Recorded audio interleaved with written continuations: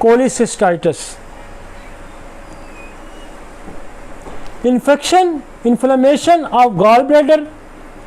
90% with gall stone होता है कि 90% उन लोगों को कोलिसिस्टाइटिस होगा जिनके पित्ते में पथरियां होंगी,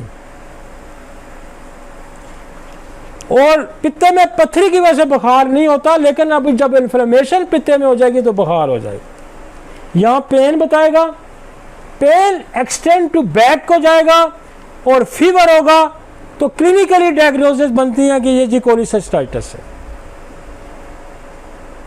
ठीक है ना जी। ये एपिटाइटिस भी हो सकता है एक्यूट, उसमें भी बुखार आ जाता है, लेकिन मोस्ट कॉमनली कोलिसिस्टाइटिस आता है। 10% वो कहता है विदाउट गॉल स्टोन भी हो सकता है। Steady severe pain and tenderness in right upper quadrant, nausea, vomiting and fever. और याद रखें कि इसके अंदर कोलिसिस्टाइटिस के अंदर अगर वॉमिटिंग आती है तो फिर कॉल्चिकम इसको ठीक करेगी, फौरन वॉमिटिंग फौरन ठीक कर देगी।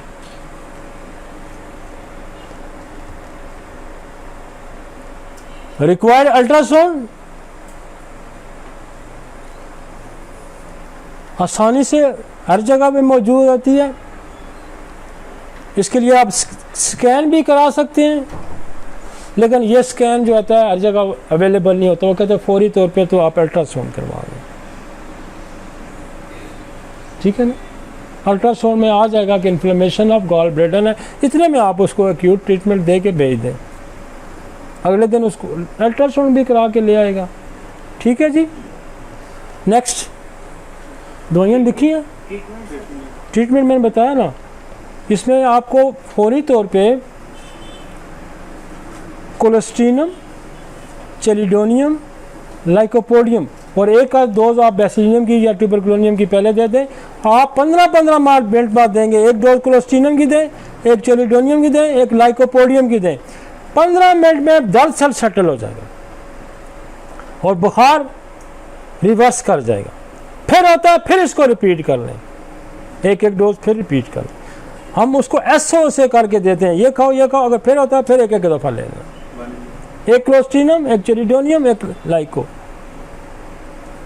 फिर कोई बचता है तो हम चले जाएंगे चाइना की तरफ, हम जाएंगे, फिर कल्केरिया कार्प की तरफ जाएंगे, फिर हम चिनेंथिस की तरफ जाएंगे, फिर कार्डवेस मैरिनस की तरफ जाएंगे। नहीं ज़रूरत पड़ती, जा सकते हैं लेकिन ज़रूरत नहीं पड़ती। एकदम सारी दवाइयों की तरफ रश ना करें, पहले इस पर फोकस करें, क्योंकि एकदम रश करेंगे केस खराब करके देंगे। ठीक है जी। नेक्स्ट चलें जी।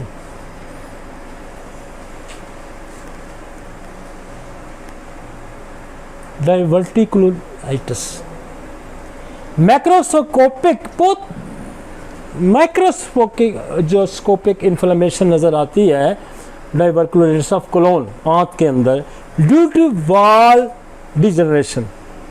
जो उसकी दीवार है उसकी डिजनरेशन, उसका टूट फूट का अमल शुरू हो जाता है, इसको डाइवर्टिकुलाइटिस कहते हैं।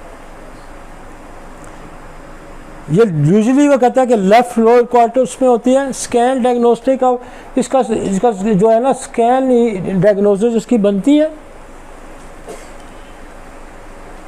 और इसका वही आप जो ऊपर मैंने आपको बताया था ना कोलाइटिस में, वही दवाइयाँ आप इसमें यूज़ कर सकते हैं। आगे चलते हैं। एपेंडिसाइटिस, एपेंडिसाइटिस पेन फिर आता है, एक्यूट कंडीशन है और इसके साथ फीवर भी आता है। persistent early peri-umbilical pain, anorexia, nausea, vomiting, later than pain and tenderness settle in the right lower quadrant, low grade fever, increased white। इसका आसान बड़ी पहचान होती है कि आप जो है ना इसको ब्लड सीपी कराएंगे तो WBC बड़े होते हैं, लेकिन आप क्लिनिकली एग्जामिनेशन के लिए पेशेंट को यूं लटा दें कोच पे और राइट लेग फोल्ड करवाएं और इसको इनसाइड टर्न करें, पेन यहाँ से पूरे पेट में फैल जाएगा तो समझो एपेंडिसाइटिस है। ये अर्ली डायग्नोसिस है। यूँ स्ट्रेट लटा दें, इसको फोल्ड करवाएं यूँ और अंदर प्रेस करें लेफ़्ट साइड। यहाँ जो पेन होगा ना रेडिएट करके पूरी आंत में फैल जाएगा। तो दिस इज़ अपेंडिसाइटिस। साथ इसका टेस्ट करवा लेंगे, ब्लड सीपी कराएंगे तो रेज होगा। पहली दवाई है RS 10X। RS 10X CM की एक डोज दें, मिनटों के अंदर दर्द गायब हो जाएगा। वो फटेगा तो नहीं, हमारे पास फटा हुआ थोड़ा आएगा, हमारे पास तो आया है वो इन्फ्लेमेशन के साथ। वो बात की बात है ना, उसका भी करते हैं। पहले तो हम इसको यहाँ सेटल करेंगे कि पेन, वोमिटिंग और जो मैंने उसकी पहचान बताई है वो पहचान आपने क्लिनिकली करनी है। क्योंकि यहाँ क्या हो सकता है, यहाँ ओवरी का दर्द हो सकता है। ओवरी का दर्द होगा तो नीचे यूं जाएगा, यूं जाएगा। किडनी का दर्द होगा तो यूं जाएगा, तो यूं जाएगा। ओवरी कहाँ जा रहा है, यूट्रस की तरफ जाएगी। पेन स्प्रेड होगा तो यूट्रस की तरफ जाएगा। किडनी यहाँ से स्टार्ट होगा, पेन स्प्रेड होकर पीछे जा सकता है, ब्लेडर की तरफ जा सकता है, ये इधर आएगा। आप क्लिनिकली वहीं डायग्नोज, ये किडनी का पेन है, ये ओवरी का पेन है, ये अपेंडिसाइटिस का पेन है। ठीक है जी। और मोस्टली किडनी के पेन के साथ बुखार नहीं होगा, ओवरी के पेन के साथ भी कॉमनली बुखार नहीं होता, अपेंडिसाइटिस के साथ बुखार आएगा। कितनी देर लगेगी, बेड पे लटाया, लेग्स फोल्ड करवाई, प्रेस करवाई, RS 10X लिखी, बाहर भेज दिया, नहीं 2 मिनट में फर्क पड़ता। मूवमेंट से एग्रीवेशन है, अगर मूवमेंट से एग्रीवेशन है तो ब्रायोनियम। पेन यूं जाता है, यूं आता है, बेलाडोना। और पेन रीअक्रस में आता है, 2 दिन ठीक रहा, चौथे दिन ठीक रहा, फिर आ गया। एक डोज सोराइनम की दे दें, केस क्लियर कर देगी। और अगर क्रोनिक आ गया अपेंडिसाइटिस, प्लम्बम आयोडाइड CM की एक डोज दे दें, ठीक कर देगा। This is the appendicitis. Acute emergency यूं ठीक करेगी। ठीक हो गया जी।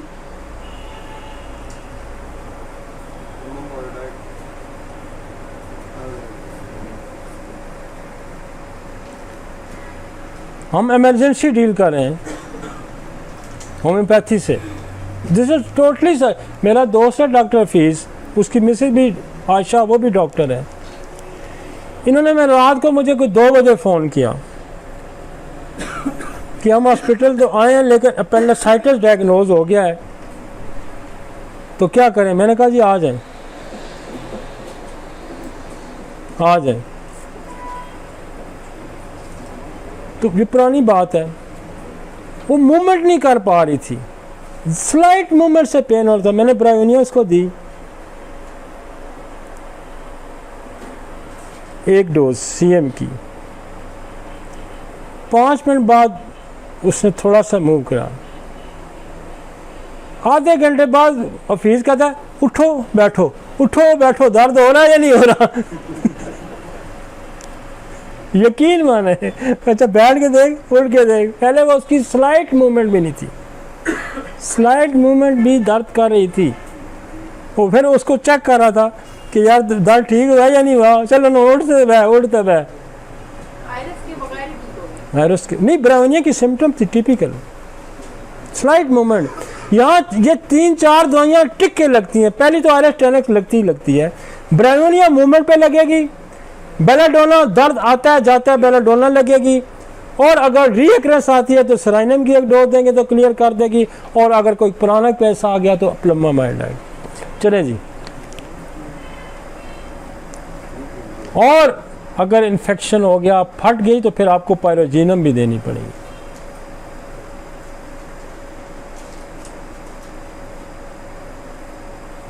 चलते हैं जी, आगे चलते हैं, टाइम बहुत हो गया है। ये लेक्चर मेरा एक हिस्से में तो जाएगा ही नहीं, क्यों लंबा हो गया ना, लेकिन ख़त्म मैंने करना है क्योंकि अगला टॉपिक मैंने और लेना है। Pyelonephritis, infection of infectivity involving the renal parenchyma, presential flank pain, dysuria, urgency, increase urinary frequency, fever, nausea, vomiting and timing. मैं आपको एक बड़ी टिपिकल उसकी बर्बरस की ये पिक्चर है।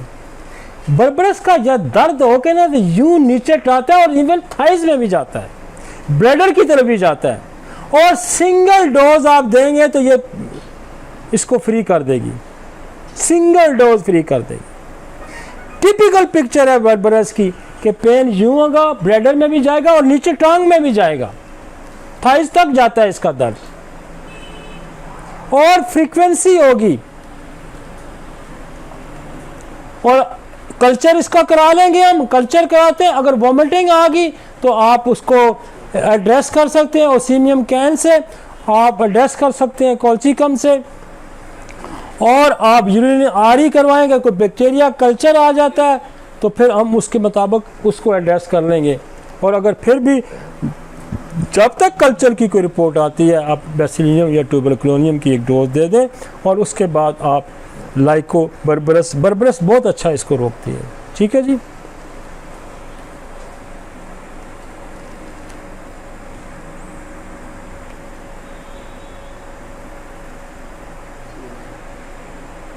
चले जी, मैंने कहा था ना वो हमने बुखार वहाँ थोड़े से, अब मैं बुखार हम निकल गए हैं, कोई पल्लस का बुखार आ जाएगा, कोलिकुलस्टाइटिस का बुखार आ जाएगा।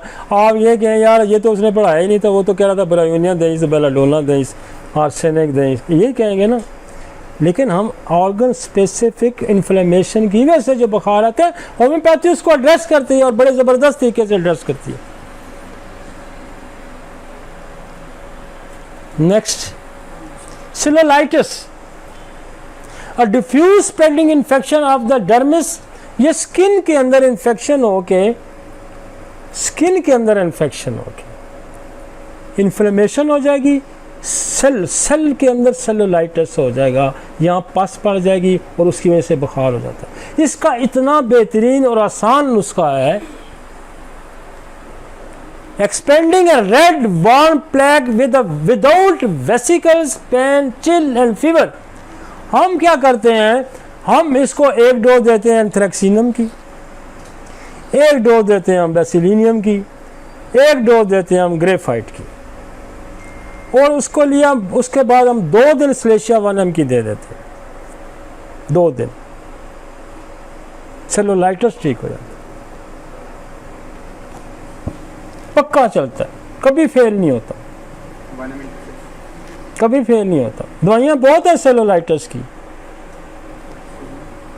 दवाइयाँ बहुत हैं, लेक्सिस भी आ जाएगी आपकी, पायरोजिनम भी आ जाएगी, और बहुत सारी दवाइयाँ आ जाएंगी। तो मैं आपको शॉर्टकट बता रहा हूँ कि आप यूँ करेंगे तो आपका मामला ठीक हो जाएगा। Cellulitis, anthracinum, bacillinum, graphite and silicea. हम चाह रहे हैं कि हमारी प्रैक्टिस इंप्रूव हो, हम ये चाह रहे हैं कि हमारे लोग एक्यूट को कैसे डील करें, इमरजेंसी कैसे डील करें। हमने इमरजेंसी 1 मिनट में पकड़नी है, 1 मिनट में डायग्नोज करनी है, 1 मिनट में प्रिस्क्राइब करनी है, और अगले within hour, within a day हमने इसको सेटल करना है जी इमरजेंसी को। नो लॉन्ग, आपको कोई टाइम नहीं देगा, कोई टाइम नहीं देगा। और होम्योपैथी, आपकी वजह से होम्योपैथी का नाम बदला है, होम्योपैथी में ये पोटेंशियल मौजूद है। ये नाकामी होगी मेरी वजह से होगी और आपकी वजह से होगी, अदरवाइज पोटेंशियल है, गुंजाइश है, इलाज है। चलें जी आगे चलते हैं जी। Tuberculosis, the big subject. बुखार, जब खांसी और खांसी के साथ ब्लड और fever, increase the night with sweat patient presentation आती है। मैं अपनी आपको क्लिनिक में, डॉक्टर साहब ने कुछ और लिखा होगा, मैं अपनी अब बताता हूँ आपको, तो समझेंगे टीबी है, समझेंगे टीबी है। इसका सोर्स क्या है? मायोबैक्टीरियम इन ट्यूबरकुलोसिस। इसको, ये बैक्टीरिया कौन सा है? मायोबैक्टीरियम इसका नाम है। Is one of the most wide spread and ये सदियों से हमारा इसने जीना आराम किया हुआ है टीबी ने, और ये हमारे जीन्स को इसने खराब कर दिया है। ये कॉम्प्लिकेशन है, ये जेनेटिक डिसऑर्डर ट्यूबरकुलोसिस की कॉम्प्लिकेशन है। और ये जो गोरे ये कहते हैं कि जी अब टीबी जो है एरेडिकेट हो गया है, उनकी नस्लों के अंदर भी ये ट्यूबरकुलोसिस मौजूद है और उनके अंदर नई नई शक्लें इख्तियार कर रही है। कैंसर ये बना रही है, लिम्फोमा ये बना रही है, एलर्जीज ये पैदा कर रही है। बहुत ज्यादा स्किन की एलर्जी है यूरोप में, और उसकी एक रीजन जो है वो ट्यूबरकुलोसिस उनके बाप दादा को थी, और वो जीन्स के अंदर आ रही है, वो खत्म भी नहीं होगी, नहीं खत्म होगी। The common symptom include the fatigue. अच्छा, इसमें क्या होता है? बुखार है, वेट लॉस है, और वेट लॉस इसमें बहुत होता है, एपिटाइट कम हो जाती है, खाना पीना बंद हो जाता है, दर्दें शुरू हो जाती है, डिफॉर्मिटी, वर्टिब्रास, ये तो लेटेस्ट स्टेज है कि बाद में हड्डियों को खा जाती है, लंग्स को खा जाती है। मैं आपको एक केस बताता हूँ। मेरे पास एक बंदा आया और यकीन मैंने फरियाद करते हुए कहता यार मैं सऊदी अरब में मुलाजिम था और मैंने एक्सरे करवाया तो मेरे एक्सरे पे टीबी का निशान आ गया। अब मेरा तो बड़ा अच्छा वज़रिया था, सऊदी अरब में होता हूँ तो मेरी तो अब मैं नहीं जा सकूँगा सऊदी अरब, और मेरे पास 2 महीने सारे के रीटेस्ट में कराऊँ तो अगर क्लियर हो जाए। हमने क्या किया, एक डोज कार्सिनोसन की दी, अब एक डोज ट्यूबरकुलोनियम की दी, एक फास्फोरस की दी, एक आर्सेनिक आयोडाइड की दी। मैं इसको वीकली, मैंने इसका 1 महीने बाद एक्सरे कराया, बिल्कुल साफ हो, और वो वापस सऊदी अरब चला गया।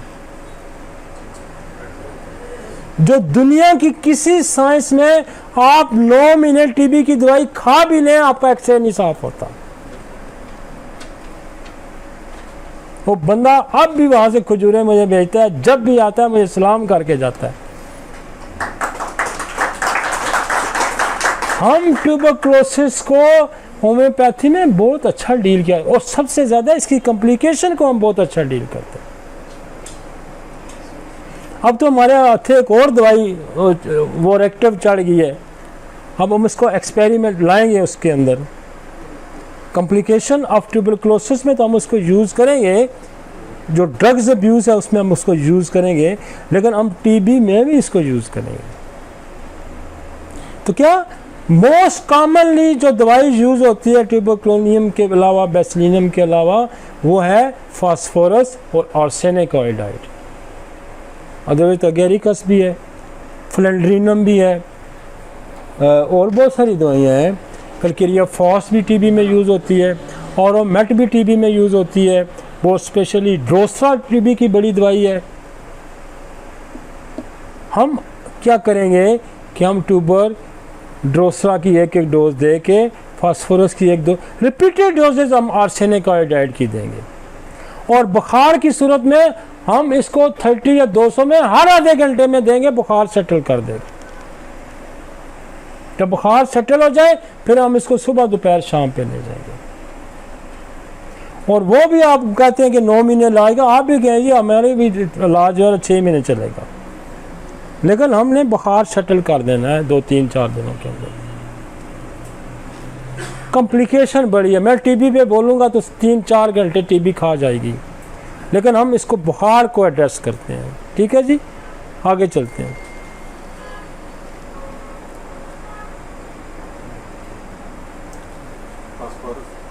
फास्फोरस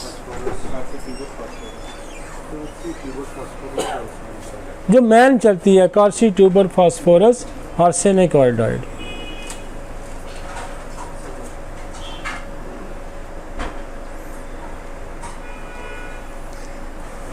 कितने घंटे हो गए?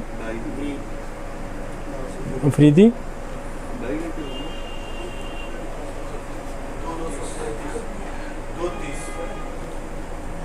चले कोई नहीं, खैर इसको मुकाते हैं।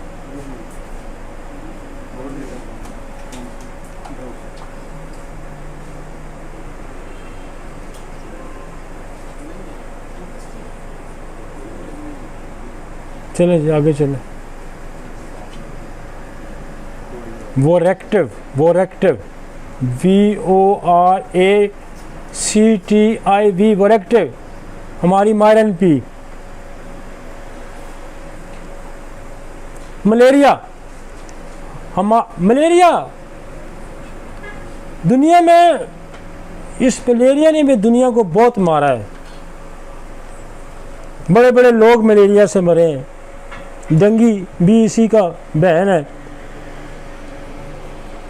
डेंगी। मलेरिया जो है वो कॉम्प्लिकेशन देखा है, जिगर बढ़ जाता है, तिल्ली बढ़ जाती है और इसकी बड़ी कॉम्प्लिकेशन है। और आपका जो ब्लड की कंपोजिशन डिकम्पोज हो जाता है, ब्लड ख़राब हो जाता है, उसके अंदर प्रॉब्लम पैदा हो जाते हैं। उसकी एक वजह बड़ी मलेरिया भी है। मैं एक सब मजमून पढ़ रहा था किसी फॉरेनर का, बहुत पुरानी 20 साल पुरानी बात है, तो वो थैलेसीमिया की भी एक वजह मलेरिया बता रहा था। तो मलेरिया जो है वो बहुत कॉम्प्लिकेटेड है, आपका ब्लड कैंसर तक बना सकता है, आपकी तिल्ली इनलार्जमेंट हो जाती है, लिवर इनलार्जमेंट हो जाता है, एनीमिया ये करता है। लेकिन द शॉर्टकट हम मलेरिया को कैसे डील करते हैं, हम एक डोज लक्स की देंगे, एक ट्यूबर की देंगे, एक मलेरिया आपकी देंगे और चाइनम सल्फ हम 1 mg की दे के रिपीटेड डोजेज पे चले जाएंगे। मैक्सिमम केसेस आपके इसी से ठीक हो जाएंगे मलेरिया। क्रॉनिक में आपकी नेट्रोम्योर भी आ जाती है, और भी बड़ी दवाइयाँ आएंगी, रेपटी में आपको लेकिन आप फिलहाल इस पर फोकस करेंगे, आप इधर उधर ना जाएं, आपको ये मायूस नहीं करेगा। आपने इमरजेंसी डील करनी है ना, स्टडी बेशक साथ करते रहें, वो मैं नहीं आपको रोकता, लेकिन इमरजेंसी आपको ये निकाल देगा। जैसे मैं आपको कह रहा हूँ, हम इमरजेंसी से निकल जाएंगे। उसके बाद हम कॉम्प्लिकेशन ऑफ मलेरिया भी जब जाएंगे तब भी ये, अब सीरीबर मलेरिया आता है, बंदा मार के रख देता है। और मैंने सीरीबर मलेरिया का पेशेंट एडमिट अनकॉन्शियस कॉमे में मैंने डील किया इसी तरह से, और पिम से मैंने उसको उठाया है। चकवाल का एक मरीज था, सीरिब्रल मलेरिया मार देता है। तो हम इसको इमरजेंसी में क्या करेंगे, नक्स, ट्यूबर, मलेरिया एंड चाइनम सल्फ, इस पर फोकस करें, वो उतार देगा। बहुत ज़्यादा यूपिटोरियम या पायरोजिनम की भी इस्तेमाल अगर बुखार नहीं उतरता तो आप कर सकते हैं। ठीक है जी।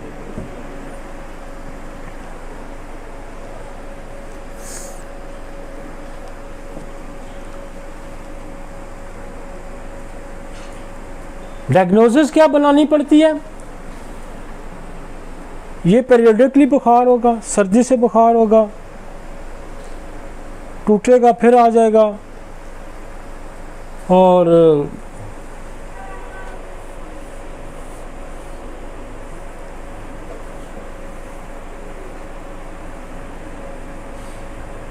उसने लिखा है पर प्रेजेंटेशन क्या है, intermittent attacks of chill, fever, sweating, headache, myalgia, vomiting, break करके आएगा। ये जहन में रखिए। मलेरिया जो है ना लगातार, टाइफाइड लगातार आएगा, मलेरिया ब्रेक करके आएगा, मतलब बीच में थोड़ा वक्फा देता है, सर्दी के साथ आएगा। और लेट स्टेज में जाकर स्प्लीनोमेगाली, एनीमिया एंड थ्रोम्बोसाइटोपेनिया।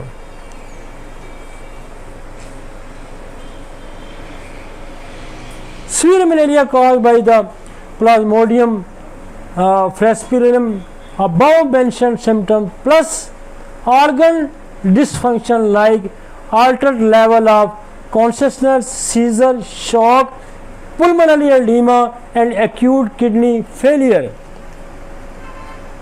ये गुर्दा भी जाता है, इसके साथ एक्यूट रीनल फेलियर भी हो सकता है। और शॉक, सीजर, झटके लग सकते हैं। जो सेरिब्रल मलेरिया होता है वो झटके आ जाते हैं, फिर मार भी देता है वो। दवाइयाँ यही चलेंगी।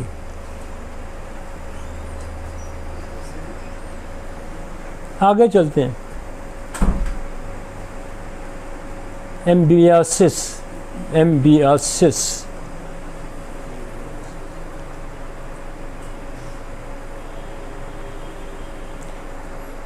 Entamoeba histolytica most common agent, ये बैक्टीरिया इसका पैरासाइट इसका कॉमन एजेंट है। और प्रेजेंटेशन क्या होगी इसकी? Bloody diarrhoea, abdominal pain, hepatic abscess, hepatomegaly, abdominal pain and fever. इसमें आपको वही नुस्खा जो है नक्स, बेसिलियम एलोज और क्यूप्रो।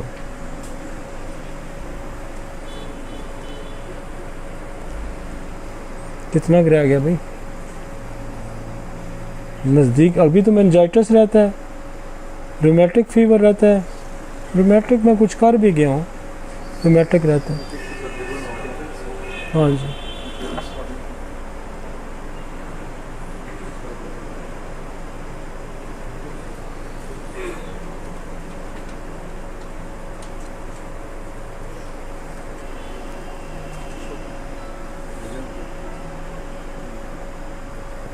चले जी आगे चले।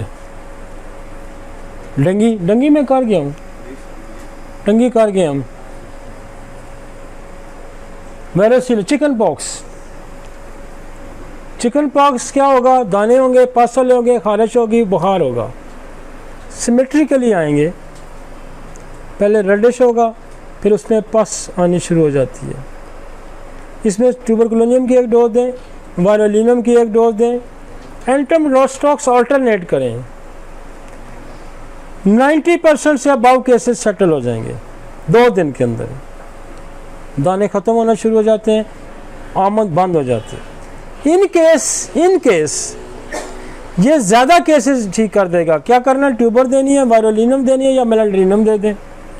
और एक एल्टम टार्ट और रस्टॉक। बड़े में तो कम ही आती है, लेकिन 18 साल के बच्चे भी आ जाते हैं, 17 साल। तो एल्टम टार्ट 1 में उनमें 2 दिन दे दें, रस्टॉक्स अल्टरनेट करवा दें और फिर 200 पे आए। बच्चों में 200 पे शुरू में एल्टम टार्ट रस्टॉक अल्टरनेट पे आ जाएं। और अगर कोई केस फंसता है, खारिश नहीं रुकती, तो सल्फर 30 की एक डोज देंगे तो खारिश ठीक हो जाएगी। और अगर फिर दाने नहीं ठीक होते, इरप्शन रहती है और खारिश रहती है, तो फिर आपने कॉली सल्फ देनी है। बस इतना सारा इलाज काफ़ी है इसका, इतना सारा काफ़ी है। बुखार भी 1 दिन में सेटल हो जाएगा, दाने भी ज़्यादा 2-3 दिन लेंगे। आगे चलते हैं। 200 खाली सल्फ 200 की 2-3 डोजेज देके दाने गायब कर देगी। अगर फर्ज करें एल्टम टार्ट और रस्टॉक, क्योंकि ये एल्टम टार्ट रस्टॉक में पानी वाले दाने होते हैं और ये इस पर बहुत अच्छा काम करती है। मैं कोई 20-25 साल से यही यूज़ करवा रहा हूँ और मुझे आज तक कभी ऐसा नहीं हुआ कि हमने इसको 2-3 या 3 दिन से ज़्यादा गया हो। ये पहले दिन 1 दे दें, अगले दिन 200 पे आ जाएं। बच्चों में 200 दे के फिर 30 पे आ जाएं। निशान भी ख़त्म हो जाते हैं। मैं कहता हूँ कि मेरे पास एक बच्ची थी, उसको चिकन पॉक्स हुए तो वो रो के मर गई थी और वो एडमिट थी अस्पताल में। तो उठा के मेरे पास आए 2 दिन में होती। वो कहती थी मेरे निशान कैसे जाएंगे? निशान भी गायब कर देती है। ये वायरोलिनम जो मेलेंड्रिनम है ना, ये निशान भी उड़ा के देती है। हमारे पास बड़े पुराने केस आते हैं चिकन पॉक्स के और स्मॉल पॉक्स के। बड़े पुराने लोग आएंगे और जो दाग उनको होते हैं, उनको कोई भी बीमारी होती है ना, मैं उनको वायरोलिनम या मेलेंड्रिनम ज़रूर देता हूँ। हाँ, इसके तो कॉम्प्लिकेशन जो है ना, इसकी कॉम्प्लिकेशन दी है उन्होंने। Diagnosis usually made clinically, fluorescent antibody test can be done and smear of the lesion. वो लीजन से आप टेस्ट दे सकते हैं और एंटीबॉडी फॉर इसके लिए टेस्ट करवा सकते हैं। आगे चलें जी। मीज़ल बहुत आता है, हमारे यहाँ मीज़ल बहुत है, बच्चों को खसरा बहुत होता है। रुबेला कॉजेटिव एजेंट, मार्बली वायरस, ये वायरस है। सिम्टम फीवर है, कॉर्जा है, कफ है, कंजक्टिविटिस है। अच्छा, गला खराब होगा, नज़ला होगा, बुखार होगा तो दाने होंगे। इसकी ज़रा देख लें, गला बुखार, कफ, बुखार, दाने, जिस्म पे रैश आ जाएगा तो समझें कि खसरा है। इसमें फेरमफास है, इसमें काली म्योर है, इसमें ब्रायोनिया है, इसमें पल्साटीला है। लेकिन पिछले 15-20 साल से आप मार्बिलिनम की एक डोज दें, बुखार घंटे आधे घंटे में सेटल कर देगा, रैश का साइकिल रिड्यूस कर देगा, 2 दिन में रैश गायब हो जाती है। फिर भी थोड़ा बहुत अगर रह जाए, एक ट्यूबर की डोज दें और मलेरिया आप दे दें।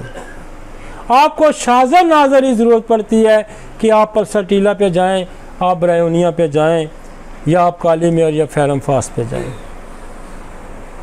पहले हम यही करते थे कि ब्रायोनिया दे देते थे, फिर क्योंकि ये दब जाए ना तो ये भी मेनिंजाइटिस करता है और मीज़ल बच्चों को अब नॉर्मल कर देता है। हमारे पास बेशुमार केसेस हैं जिनको मीज़ल की वजह से वो सेरेब्रल पॉल्सी में चले गए। लिहाजा आप अगर सही इसको यहाँ एड्रेस कर लेंगे, सिर्फ बुखार नहीं उतारेंगे, उसकी ज़िंदगी भी बचाएंगे। और सप्रेस मीज़ल जो है वो तबाही फेर के रख देता है। फिट्स पड़ेंगे, सप्रेस मीज़ल सीधा ब्रेन में जाके अटैक करता है, मेनिंजाइटिस करेगा, फिट्स पड़ते हैं और सारी ज़िंदगी लोग ठीक नहीं होते। नहीं, एक्यूट में वेट शेड का कोई चक्कर नहीं है। नो, 1 डे 1 आवर रात, उसको मैंने कहा अटैच रखें। रात को क्या बताए, सुबह बताए, रात को बताए, सुबह बताए। आपका उसके साथ, उसके पेरेंट्स के साथ बिल्कुल, इनको ये जो टेम्परेचर वाले लोग हैं ना, इनको तो स्पेयर ही नहीं करना भाई। ना ना ना कि 10 दिन महीने की दवाई ले जा, पैसे 1000 रुपया दे दे, नहीं, ये बात ही नहीं है। ये केसेस जो हैं टेम्परेचर वाले, इनको टाइम नहीं देना आपने अटैच, ताकि आपको बताएं, अस्पताल ना जाएं। रिपोर्ट जी डॉक्टर ने कहा शामी दसे नहीं फ़र्क पिया, तो शामी दसेगा, शामी नहीं तो सुबह ले ही जाएगा, उतर जाएगा। चलें जी आगे चलते हैं। कॉम्प्लिकेशन लिखिए ना, इनकम्फ्लाइटिस होगा, निमोनिया हो जाएगा, मम्स,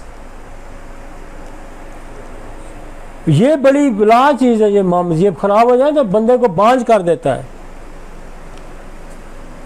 और मम्स का बुखार आप यकीन माने, या मम्स हम 1-1, 2-2 दिन में सेटल करते हैं। और हम इसको प्रोफिलेक्टिवली भी हम देते हैं, 1 डोज ट्यूबर की दे दें, 1 पैराटाइडाइनम की दे दें, बाकी बच्चे बच जाते हैं इसके। हम इसमें क्या करते हैं, 1 डोज ट्यूबरकुलोनियम की देते हैं और 1 पैराटाइडाइनम की। हम कहते हैं फिर हो तो फिर इसको रिपीट करें, 2-3 दिन में ये सेटल हो जाता है।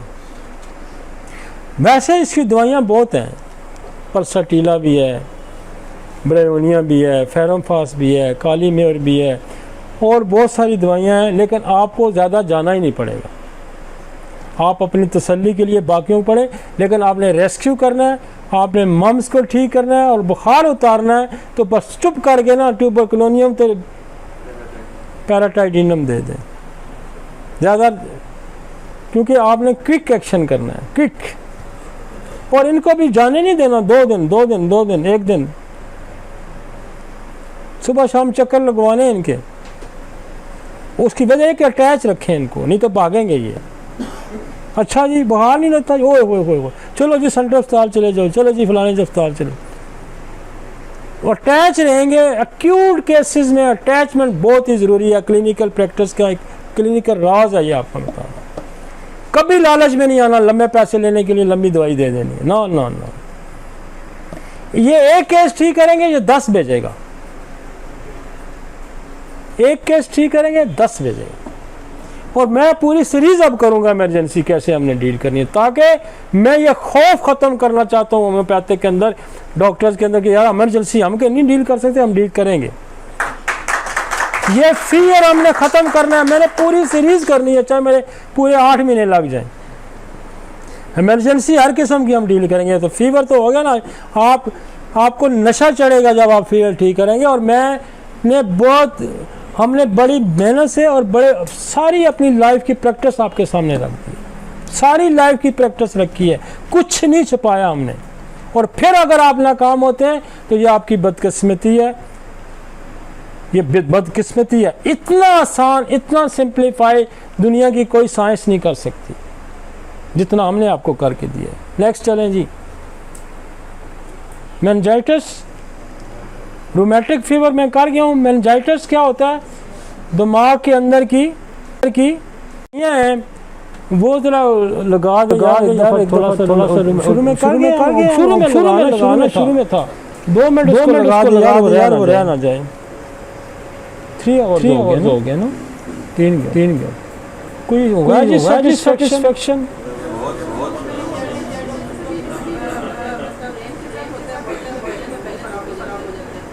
मेनिंजाइटिस बेसिकली आपकी जो ब्रेन के अंदर मेनिंजेस होती है उनके अंदर सोजश हो जाती है, इन्फ्लेमेशन हो जाती है। और ज़ाहिर ब्रेन के अंदर अगर सोजश हो जाएगी तो वो उसको फिक्स भी पड़ेंगे, उसकी गर्दन कर जाएगी और बैलेंस नहीं होता, बिल्कुल बेड से नहीं, बिल्कुल इसलिए गर्दन बुखार भी इसको कहते हैं, गर्दन तोड़ बुखार, meningitis. The infection of the protective covering of the brain spinal cord। Brain के अंदर का जो वाइट मैटर उसकी कवरिंग होती है, उसके अंदर इन्फ्लेमेशन हो जाती है। और वो इन्फ्लेमेशन ट्यूबरकुलोसिस ज़्यादा कॉमन होती है, लेकिन वो मलेरिया की कॉम्प्लिकेशन भी हो सकती है। वो आपकी इसकी मीजल की कॉम्प्लिकेशन भी हो सकती है, चिकनपॉक्स की कॉम्प्लिकेशन हो सकती है। लेकिन हम कैसे डील करते हैं? हमारे पास बड़ी मजे की दो दवाइयां हैं। और मैं आपको कई बच्चे हमने हॉस्पिटल में ट्रीट किए जिनका 15 दिन हो गए मेनिंजाइटिस नहीं हो रहा था। इसमें बहुत अच्छा काम करती है बेलाडोना, इसमें बहुत अच्छा काम करती है जेलसीनियम, इसमें एलीबोरस बहुत अच्छा काम करती है। एलीबोरस बेशुमार बच्चे बताए मेनिंजाइटिस के। आप ट्यूबरकुलोनियम दे और belladonna they, with in a days patient settle होना शुरू हो जाता है। यहाँ हमारे दोस्त कौन से लेके आए थे बच्चा जो था सिरे का, हाँ कितना खराब हुआ था। एलीबोरस से ठीक हुआ था ना, पहचान नहीं पा रहा था हॉस्पिटल में, यही था ना, बुरा हाल था। एलीबोरस बड़ी कम, ये सांस में भी बड़ा अच्छा काम करती है। ये सर की बीमारियों में बहुत अच्छा काम करती है। इन्फ्लेमेशन ऑफ मेनिंजेस में एलीबोरस का बेलाडोना का बड़ा ज़्यादा रोल है। मेनिंजाइटिस भी आप दे सकते हैं, इसका आया हुआ है वो, लेकिन हम ज़्यादा ट्यूबरकुलोनियम देते हैं और बेलाडोना फ़ौरन दें और इसको एलीबोरस मज़े का काम करती है। हाँ जी रूमेटिक फीवर बेसिकली इन्फेक्शन है थ्रोट का, और ये स्ट्रेप्टोकोकस इसका कॉज है गला, जोड़ और दिल। जोड़ों में ज़्यादा नहीं रहता, दिल में जाके बैठेगा, गले से शुरू होता है। और इसका जो है जो टेस्ट है ASOT लेवल चेक किया जाता है। ये कोई 190 उससे अगर इंक्रीज होगा तो इसको जो है ना रूमेटिक फीवर है।